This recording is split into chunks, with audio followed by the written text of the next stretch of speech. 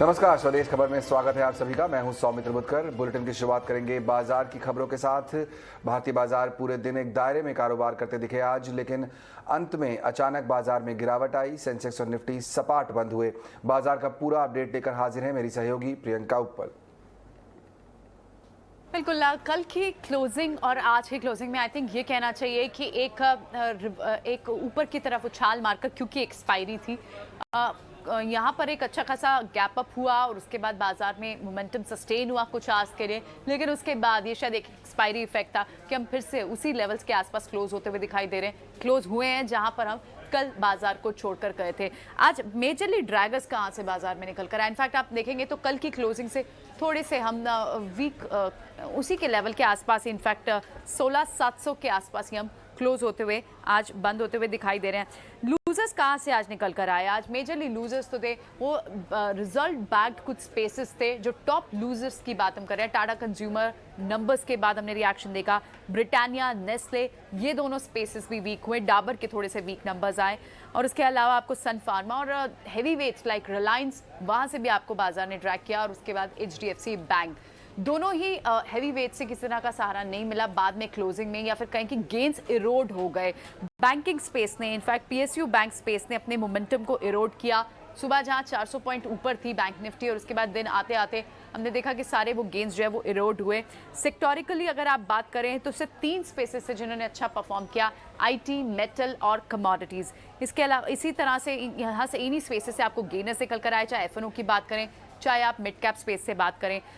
आपको buying interest clearly large IT cap में like take Mahindra, Infosys, Wipro, इनमें जरूर दिखाई दिया। HCL टेक, इनमें जरूर दिखाई दिया।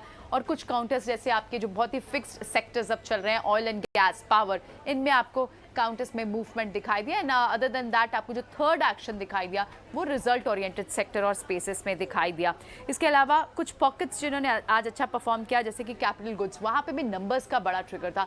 ABP के नंबर्स आए, जिसके बाद हमने देखा सीमेंट्स हो, कमिंस इंडिया और ग्रीव्स कॉटन हो, वहां पर इस पॉकेट ने तेजी दिखाई। हालांकि डे एंड तक आते आते प्रॉफिट बुकिंग और फिर गेंस इरोड का हमने यहाँ भी सिलसिला देखा। दूसरा स्पेस जो था वो लॉजिस्टिक स्पेस। डिलीवरी IPO से पहले आप देख रहे हैं पूरे लॉजिस्टिक स्पेस की आप उसमें एक बस देख रहे हैं। पिछले 2 दिन से इस स्पेस में आपको मोमेंटम दिखेगा और आज फिर से TCI express, all cargo logistic, VRL logistic, यहाँ पर भी आपको बाइंग इंटरेस्ट देखने को मिला। सो ओवरऑल बाजार जिस नोट पर ओपन हुए थे, एक चेयर अप नोट के साथ ओपन हुए थे, globally majorly on the front of global bounce back, वो शायद एक टेक्निकल बाउंस बैक या फिर एक्सपायरी का इफेक्ट ही कहना चाहिए। क्लोज होते होते हमने वो सारा गेन इरोड किया और उन्हीं लेवल्स के पास हम बंद हुए। और LIC का IPO आज दूसरे दिन 90% से ज़्यादा सब्सक्राइब हो चुका है। रिटेल निवेशकों का हिस्सा 85%, कर्मचारियों का हिस्सा करीब 2 गुना सब्सक्राइब हुआ है। IPO पर ताज़ा अपडेट के लिए चलेंगे मेरे सहयोगी शरद दुबे के साथ। शरद, रिस्पांस काफ़ी अच्छा दिखाई दे रहा है LIC के IPO का, दूसरा दिन और 90% से ज़्यादा सब्सक्रिप्शन।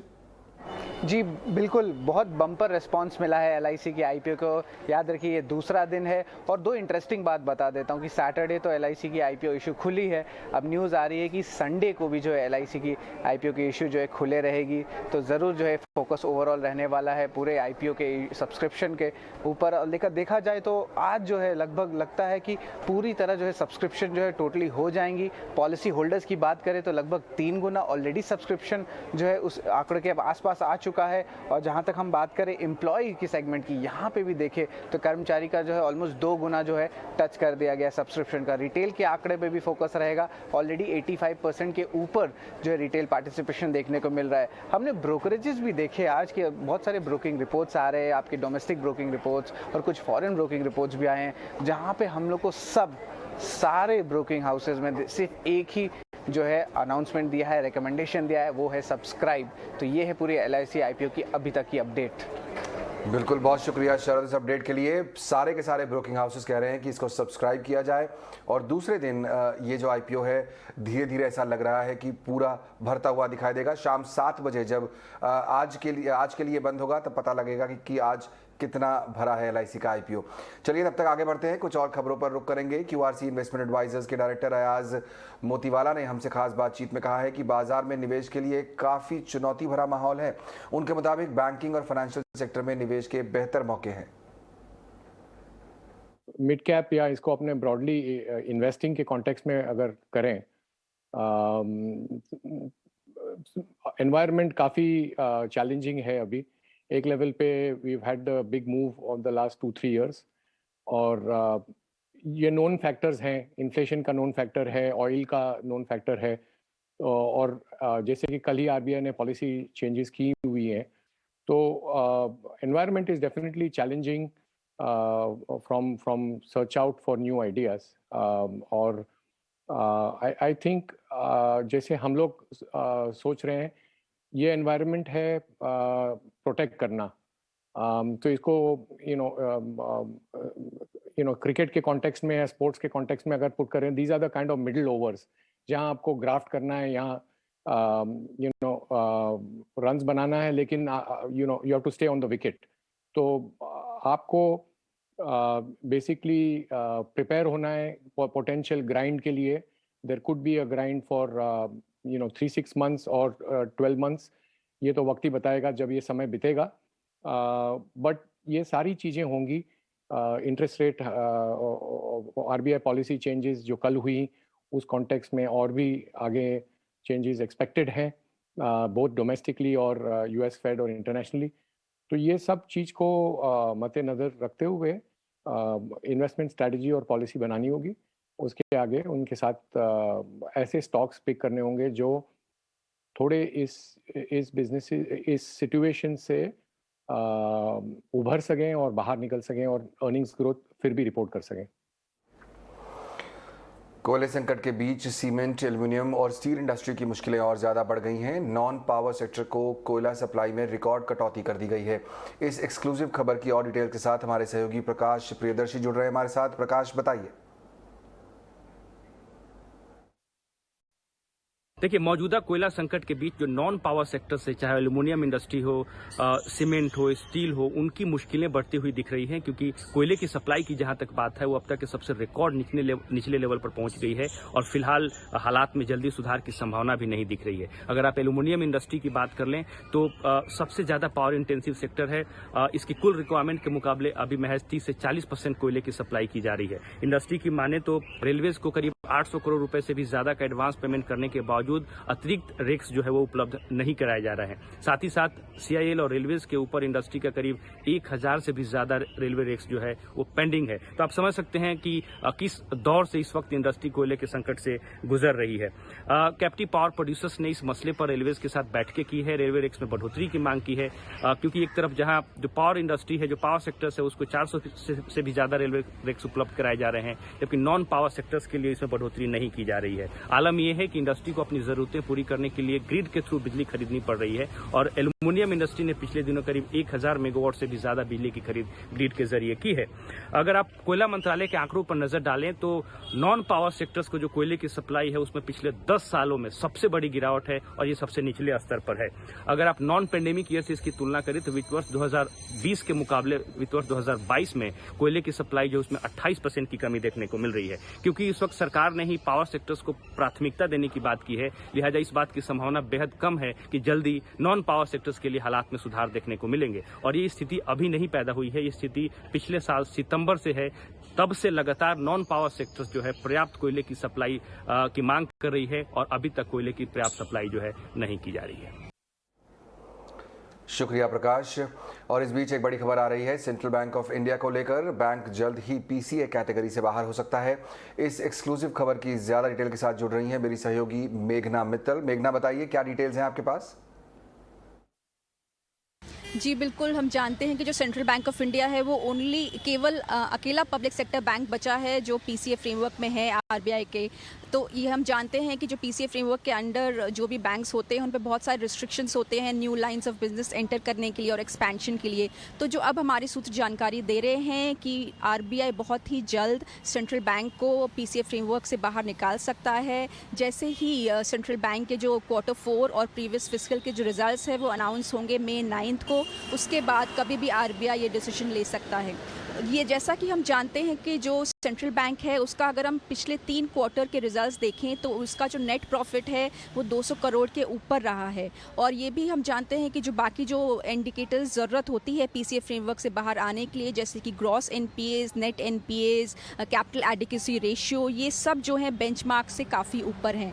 पर जो सूत्र जानकारी दे रहे हैं कि आरबीआई ये चाहता था कि वो Q4 और पिछले फाइनेंशियल ईयर के रिजल्ट्स का इंतज़ार करे और ये देखे कि क्या बैंक के जो फाइनेंशियल्स हैं वो सस्टेनेबल हैं कि नहीं हैं। इसीलिए वो चाहता है कि May 9 जब अनाउंस होंगे, जब उसके रिजल्ट्स, उसके बाद ही ये डिसीजन लिया जाएगा। ये भी हम जानते हैं कि पहले बहुत सारे बैंक्स, याद रखिए, पीसीए में थे जिनको बहुत सारा रिकैप भी दिया गया था। तो जो सूत्र बता रहे हैं कि इस साल कोई भी पब्लिक सेक्टर बैंक्स का रिकैप के लिए रिव्यू नहीं होगा। गवर्नमेंट चाहती है कि सारे बैंक्स जो हैं वो मार्केट से ही फंड्स रेस करें। और ये भी हम जानते हैं कि कॉस्ट ऑफ फंडिंग जो है वो इंक्रीज़ हो गई है। तो सूत्र ये भी जानकारी दे रहे हैं कि एक बहुत बड़ा शिफ्ट बैंक्स में देखा जाएगा जो कॉरपोरेट लेंडिंग से रिटेल लेंडिंग की तरफ शिफ्ट होगा।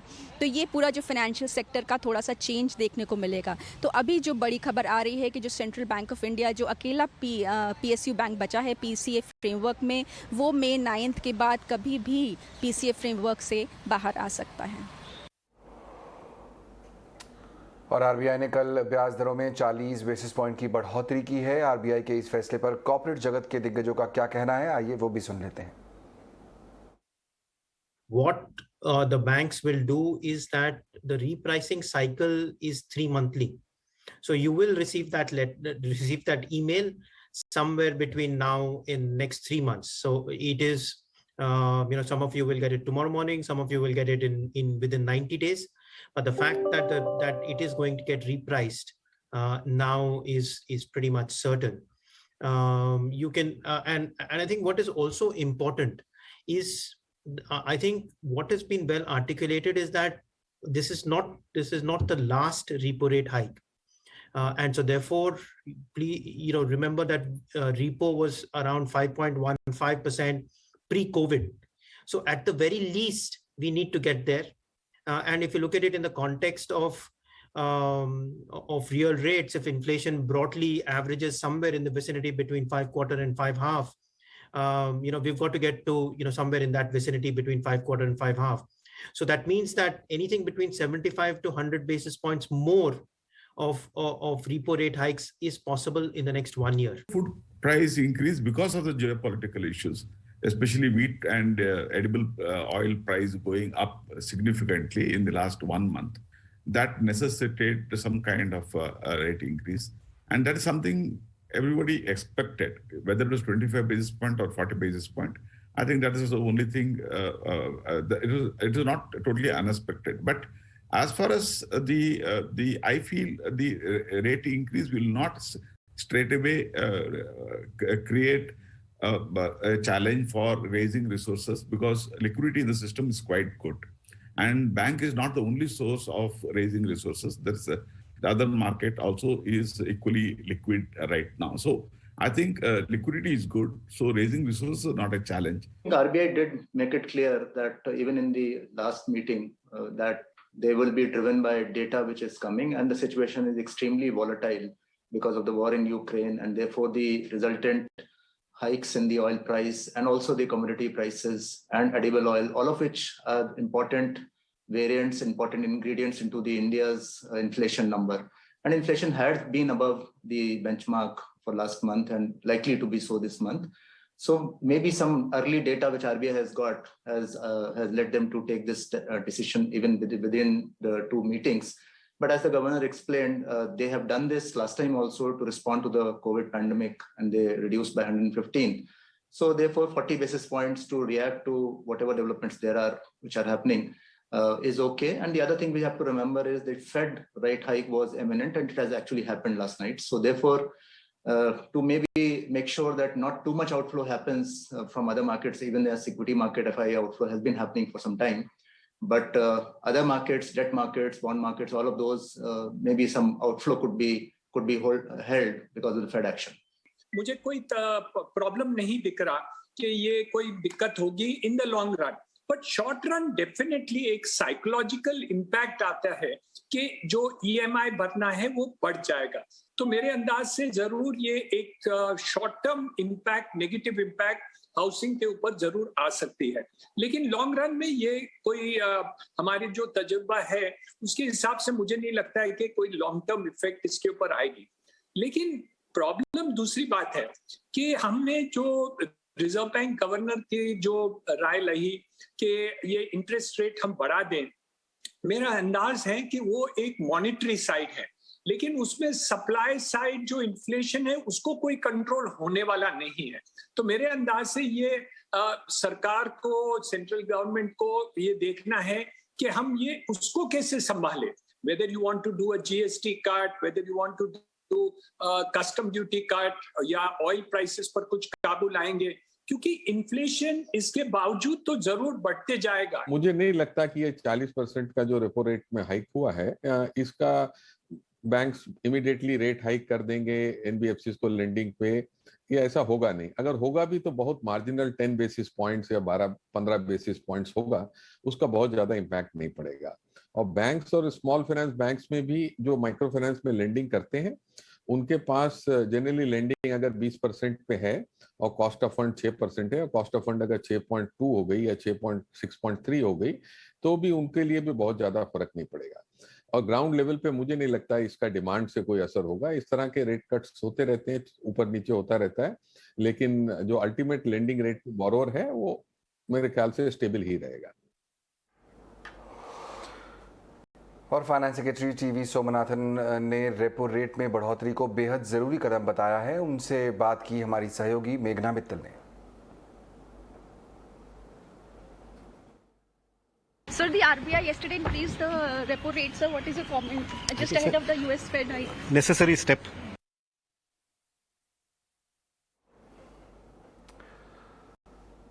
और बिजली, पेटकोक, ट्रांसपोर्ट की कीमतों में बढ़ोतरी की, इससे सीमेंट कंपनियों ने मई में भी दाम 10 से 20 रुपए बढ़ा दिए हैं।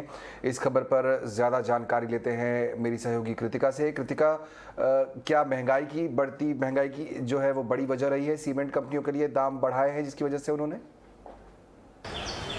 सीमेंट कंपनीज ने एक बार फिर मई में अपने सीमेंट के प्राइसेस बढ़ाए हैं और according to our dealer sources इस बार कंपनी ने अराउंड 10 to 20 रुपीज़ का प्राइस हाइक लिया है पर बैग पे अक्रॉस इंडिया।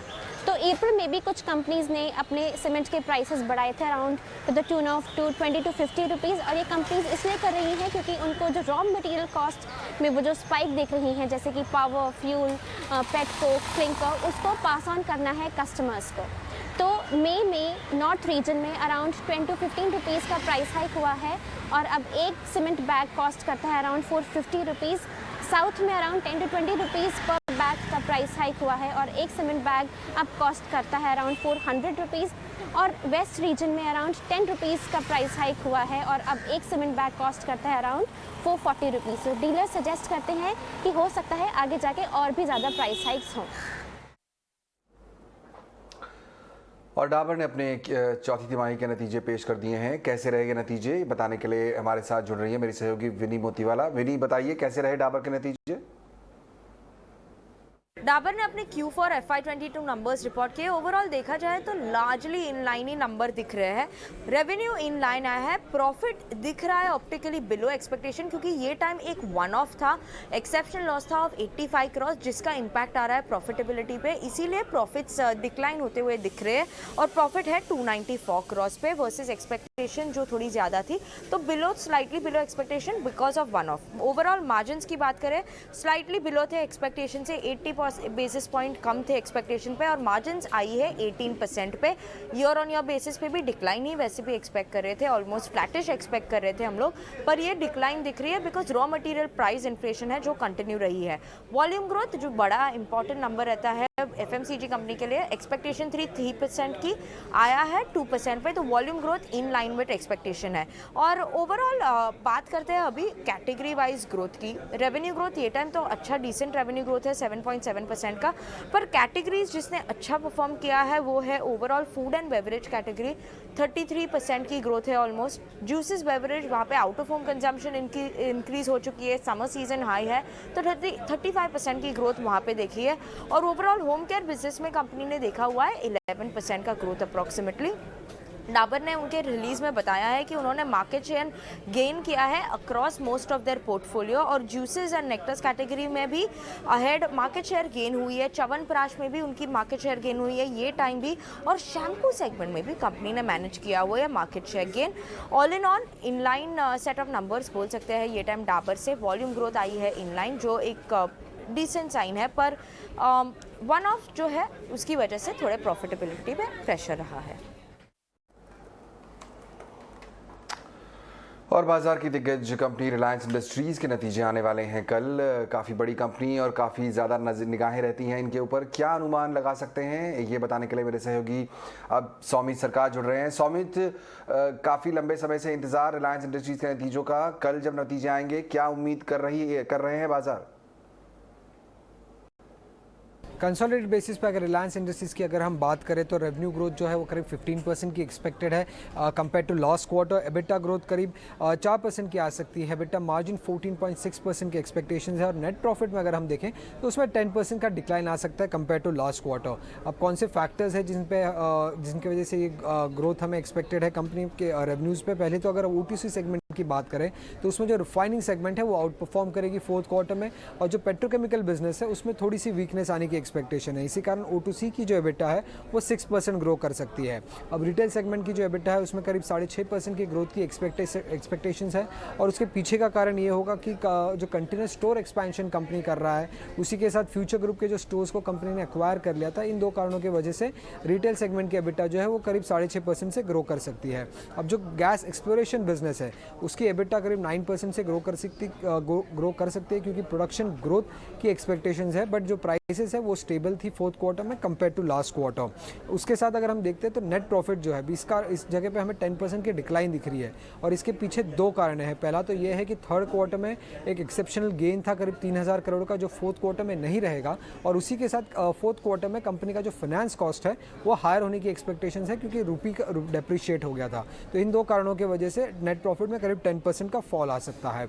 अब इसके अलावा मार्केट की नज़र किस पे रहेगी? पहले तो मैनेजमेंट कमेंट्री क्या है ऑन हायर फ्यूल मार्जिन्स और क्रूड सोर्सिंग स्ट्रैटेजी पे, उसी के साथ management commentary on petrochemical product demand और पेट्रोकेमिकल प्राइसेस, और कोई भी क्लैरिटी मैनेजमेंट देती है अपने न्यू एनर्जी बिजनेस पे तो इस पे ध्यान रहेगी मार्केट की। उसी के साथ रिटेल बिजनेस में कैसा ग्रोथ हो रहा है, डिजिटल साइड में कितना ट्रैक्शन मिल रहा है, इस पे भी ध्यान रखना होगा मार्केट को रिलायंस इंडस्ट्रीज के रिजल्ट पे। और कमोडिटी मार्केट में इस समय किस तरह की हलचल चल रही है, बताने के लिए मेरे सहयोगी विश्व मोहन जुड़ रहे हैं। विश्व मोहन, कहाँ है सबसे ज्यादा एक्शन आज, क्रूड में या गोल्ड में? कमोडिटी मार्केट में सोने और चांदी में जबरदस्त एक्शन है। फेड के फैसले के बाद से एक क्लैरिटी मार्केट में आ गई है, और अगली जो फेड की बैठक होगी उसमें इस बात के साफ संकेत दिए गए हैं कि 3 क्वार्टर्स जो दरों में जो बढ़ोतरी के जो अनुमान लग रहे थे वो अब नहीं होगा, यानी 75 बेसिस पॉइंट्स अगली बार जो बैठक होगी उसमें दरों में बढ़ोतरी नहीं की जाएगी, मैक्सिमम आधे % तक दरों में बढ़ोतरी होगी। और महंगाई की जो चिंता है उससे भी सोने चांदी को सपोर्ट मिल रहा है, और फेड के बयान के बाद डॉलर में नरमी आई, बॉन्ड यील्ड में नरमी आई, उसका भी यहाँ पर गोल्ड और सिल्वर को फायदा मिला, और शानदार तेजी के साथ आज कारोबार हो रहा है। MCX की बात करें तो 600 से 700 रुपये तक की मजबूती हम MCX गोल्ड में देख रहे हैं, 1500 से 2000 रुपये तक की तेजी हम चांदी में भी देख रहे हैं। क्रूड दूसरी तरफ एक दायरे में कारोबार कर रहा है। जिस तरह से यूरोपियन यूनियंस की तरफ से बयान आ रहा है कि अगले 6 महीने में रूस से होने वाले क्रूड इंपोर्ट को पूरी तरह से फेज आउट करने की तैयारी चल रही है, वो एक ऐसी खबर है जिससे क्रूड कीमतों को सपोर्ट मिल रहा है, और ब्रेंट $110 के ऊपर पहुंच चुका है। लेकिन दूसरी तरफ अब आज एक अहम बैठक है OPEC प्लस की, जिसमें यह फैसला होगा कि जून में उत्पादन में कितनी बढ़ोतरी होगी। अनुमान यही है, जो उनका पुराना करार है 4 लाख बैरल उत्पादन बढ़ाने की, उस करार के साथ ही वो जाएंगे। लेकिन दूसरी तरफ ये भी संकेत मिल रहे हैं कि कई देशों का दबाव है OPEC प्लस पे कि उत्पादन ज़्यादा बढ़ाए, लेकिन OPEC सेक्रेटरी बर्किंदो ने साफ किया है कि जिस तरह से स्लो डाउन की स्थिति चाइना में है, वहाँ से डिमांड कम हो रहा है, ट्रांसपोर्टेशन की दिक्कतें हैं, ऐसे में समय नहीं कि बहुत ज़्यादा उत्पादन बढ़ोतरी हो, और जो जियो पॉलिटिकल टेंशन है वो उनकी वजह से नहीं है, तो वो अपने उत्पादन करार पर भी कायम रह सकते हैं। और ईरान की तरफ से ये खबर आ रही है कि ईरान काफ़ी पॉजिटिव है, जो प्राइसेस जो ऊपर गए हैं और जो उनकी इकोनॉमी जो कमज़ोर होती जा रही है उससे ऊंचे प्राइसेस से फ़ायदा हो रहा है। लेकिन हालांकि 2015 की जो न्यूक्लियर डील थी ईरान के साथ बड़े वेस्टर्न कंट्रीज़ को, उसमें अभी भी देरी हो रही है। तो ये कुछ ऐसी खबरें हैं जो क्रूड मार्केट पर आज देर शाम बहुत ज़्यादा एक्शन में, बहुत ज़्यादा इस पर असर होगा। जी शुक्रिया विश्व मोहन इस अपडेट के लिए। चलिए आगे बढ़ते हैं और देश के कई राज्यों में कहर बरपा रही भारी गर्मी के बीच दिल्ली के एक ऑटो वाले का एक वीडियो सोशल मीडिया पर जमकर वायरल हो गया है। दरअसल इस ऑटो वाले ने गर्मी से बचने और प्रकृति के प्रति लोगों को जागरूक करने के मकसद से ऑटो के ऊपर कई पौधे लगाए हैं। इस नायाब आइडिया को लागू करने वाले ऑटो ड्राइवर महेंद्र कुमार ने बताया कि पिछले साल गर्मी की वजह से ऑटो में काफ़ी तपन हो रही थी, जिसके बाद उन्हें ये आइडिया आया। साथ ही उन्होंने ये भी बताया कि जब से ऑटो पर पौधे लगाए हैं तब से गर्मी से काफ़ी राहत मिली है।